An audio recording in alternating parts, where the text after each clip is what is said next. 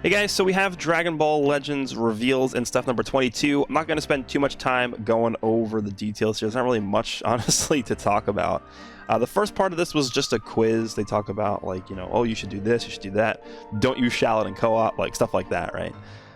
So they're just sort of trying to get people to play the most effective way possible. They talk a little bit about the full power battle event, you know, what you should do, what you shouldn't do, how to deal with, like, the tactics of the enemies in that mode and stuff like that. I'm just going to skip past all this because this is pretty much not worth it. Something pretty big, actually, is we're getting Spanish as a language option, which is kind of surprising that that wasn't in the game until now. I don't really know why it took so long to implement this. I actually think Dokkan also recently had Spanish implemented as a language option, so that's pretty cool. I know there's a lot of Spanish players that play this game that they actually just don't, like, they have a hard time understanding the game because they don't, you know, there's Spanish as their native language, and there's not a Spanish option. Well, now there is. That's actually pretty good. I do like that. So there should be a reveal soon. Let me see. Yeah, so the first thing is we're getting Android 13. So this is the red Fusion Android 13. He's getting a Zenkai Awakening. I would probably say that he's not coming out tonight. This is probably going to be the Zenkai that releases next week. Because typically they like to spread out the Zenkais and like the LF releases, but there has been an occasion where they do actually release the Zenkai at the same time as the LF, and they do another Zenkai the following week.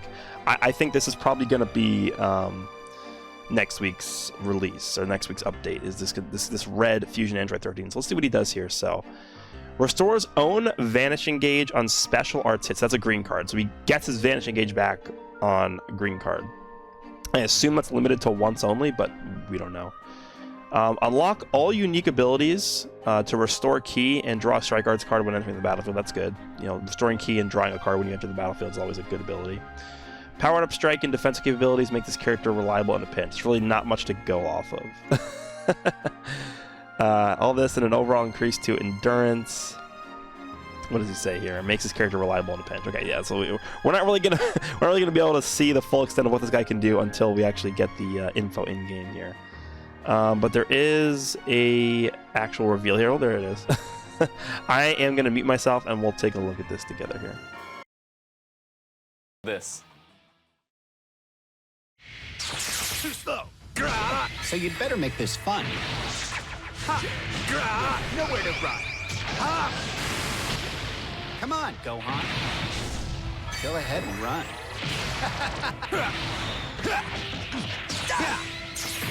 I'll do it. I guess I can play with you a bit. I'm coming.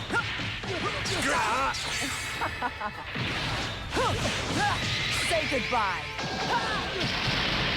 You ready? Let's go. Yeah. Now die! Time to end this. It was fun.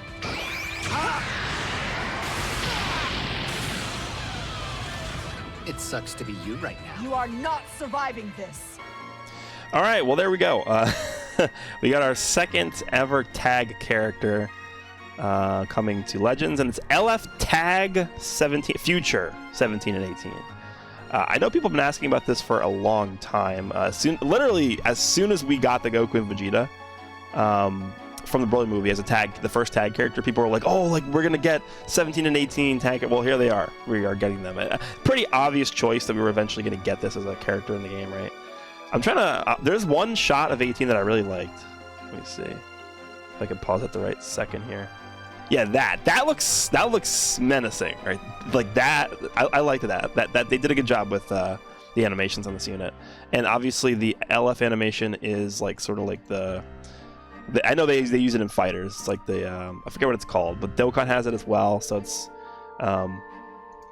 like I forget the name of the attack, but this is obviously what was going to be the LF. So let's see what they do here. Let's forward to the details page. Here we go. So they're red, and they also did mention that this character is going to have the same tag feature as Goku and Vegeta, meaning that they're going to be able to reverse their typing. So they're red, but when they reverse, so I think what happens is Android 17 is red, but then when you tag into 18, it becomes quote-unquote reverse red, which means that 18 is going to be type effective against blue, but type ineffective against yellow. So you know who is going to absolutely destroy Android 18. Blue Kaioken Goku is going to like one-shot 18. But I mean, I assume it's going to be similar to what we've seen with Goku and Vegeta, right? So let's just see here. So Android 17 unique abilities, Z ability increases tag Android, tag powerful opponent, or future blast attack and defense. They are technically a range type character. And increases tag Android base strike defense. So they have an extra buff to Android to the Z abilities. So the main ability switches to the opposite character. Reverse on element factor, restores ki, increases art score draw speed, reduces special move arts cost. It's literally nearly a carbon copy of what Goku and Vegeta was, because Goku and Vegeta increases their ki, increases art score draw speed, and stuff like that. So so far it's not looking too much different than what we would see from Goku and Vegeta. Let me just take my camera off so you guys can see this. So the unique abilities increases damage inflicted against tags Super Saiyan or Saiyan. That is a very, very good unique ability. You guys know how prevalent Saiyans are in this game, so that's good. Nullifies enemies, restores own health when it reaches 0 effects when this character attacks. That is a massive ability. That is the Zenkai Yellow Demon King Piccolo ability. That's the LF Rose Goku Black ability. That's the LF Full Power Frieza ability. Purple Hit has this. The Yellow Hit has this. Basically allows you to not have to worry about the enemy's endurance. And there's actually a lot of endurance running around. And obviously, clearly the reason why they did this was because this character is supposed to be the one that kills future Gohan. And obviously future Gohan does have that endurance. So characters like future Gohan, we have the blue Spirit Sword Trunks, Sword of Hope Trunks has endurance as well. So all these endurance characters, the yellow Full Power Frieza that got a Zenkai Awakening, like those prominent endurance characters that are running around right now, this character should be able to deal with them pretty easily. Even, take the Sword of Hope Trunks, for example. He's blue, but you can just switch to 18, get type advantage, and then just kill him. So, increases damage inflicted, reduces damage received, and reduces blast arts cost when the battle starts, or when this character enters the battlefield via tag switch. Restores own health and increases damage inflicted upon landing a strike or blast arts hit. So they do, it sounds like they do heal and stack their damage. Well, the Goku and Vegeta don't really stack their damage whenever they do an attack, but they do heal. I am kind of gonna hope that they don't heal for as much as Goku and Vegeta does per card, because that can get very, very egregious very quickly. But they do heal. And then they have a special cover change against blast attacks. And you can combo that with the blue card. So it sounds like, let me actually just forward a little bit to the 17 or the 18 version. Let me see if I can get through. Okay, here's the 18 version. I think he mentions that they both have blast cover changes. So it's not like Goku and Vegeta where like one of them has a blast cover change, one of them has a strike cover change. They both have blast cover changes, I think is what he said. So the main ability from 18 restores health and ki and reduces enemy ki. So that's actually a bit different. So it sounds like the effects that you're getting from tagging out from 18 to 17 are different than the abilities you get from tagging from 17 to 18. So she restores health and ki and reduces enemy ki. So it sounds like they don't get card draw speed going from 18 to 17, but from 17 to 18 they do get card draw speed. But reducing enemy ki, I actually don't think that's that good, because if you're in the middle of a combo and you reduce enemy ki, like is that really going to matter? I guess if you're like in a neutral position and you're not in a combo, like just tagging out to reduce enemy ki could be annoying, but it's definitely not better than getting card draw speed. So they retain the same Super Saiyan and Saiyan damage. They still nullify endurance. They still have the same damage inflicted, whatever, when they enter the battlefield. Here's the difference. Actually, let me get this subtitle out of the way because it's covering something. So special coverage against black. That's the same thing we saw earlier. Slightly restore vanishing gauge and increase damage inflicted upon landing a strike or blast arts hit. So this is clearly the reason why they did not give card draw speed, I think, to both switches. Slightly restoring vanishing gauge every time you land a strike or blast arts hit. Can you imagine I mean, first of all, we don't know how much it's actually going to restore, but can you imagine if Goku and Vegeta restored Vanishing Gauge whenever they landed a strike or blast hit? That's actually, like, that could be the deciding factor of how good this unit is. This right here, this ability, this second to last bullet, slightly restore Vanishing Gauge upon landing a strike or blast arts hit, that could be the main reason why this unit is just broken beyond belief. Like, that could actually be why. Because that sounds really dumb.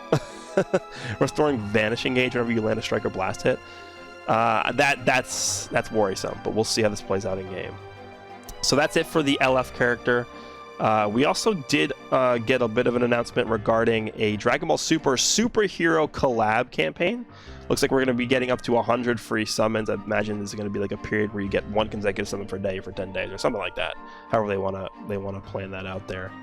There's going to be card sleeves, and there's going to be chrono crystals, I guess, just as like a login reward. But then the main draw of this Dragon Ball Super superhero collab campaign is the fact that we are going to be getting Gamma 1 and Gamma 2 as playable characters. So this could either be them like building up to the movie, or it could be because, as you guys should know at this point, the movie got pushed back. It's no longer releasing on the 22nd of this month. It's coming out, I believe the official date is June 11 in Japan. So the movie got pushed back about a month and a half, a little bit more than a month and a half. But this could be remnants of what they were planning on doing when the movie came out. But regardless, I feel like them doing this now is actually a really good thing for the game. There's mixed reception on these characters and their designs, but I think something related to the movie releasing now is a really good way to sort of like hype us up for this movie release. So Gamma 1 is going to be ranged in green. They also make it sound like they are going to be free, although they don't. I don't think they actually tell us this, but there's a way to get their Z power through a free way. So I assume that they're going to be farmable free characters that you obtain from an event, but I don't know for sure. So Gamma 1 is green and ranged. Unique abilities increases blast damage inflicted when faced with an enemy and increases critical rate upon activating blast arts. Changes strike arts into blast arts and reduces blast arts cost upon special arts activation. Increases critical rate upon activating special move arts. And then restores ally health when enemy uses special move arts. So he actually heals the whole team whenever the enemy uses a blue card. Okay, that sounds like a anti-Ultra Gogeta ability right there. But this guy sounds like he's sort of relying on the critical rates, which sounds interesting, but I'm just forever going to have PTSD from like Super Saiyan Bardock about crits in this game. An attacker specialized in comboing with blast arts. And then I think if we go over to Gamma 2, they actually talk about him being more of a melee type character. So this guy's a melee type character, and then the other guy is a blast character. So Gamma 2, he's blue. He's a melee character. Unique abilities, reduces enemy sustained damage cut effects, and increases own critical rate when the enemy switches characters while this character's in the battlefield. So again, more with this critical rate stuff. And then we get into probably the most dangerous, I guess, stat in Legends, which is critical damage. Increases critical damage upon activating special move arts.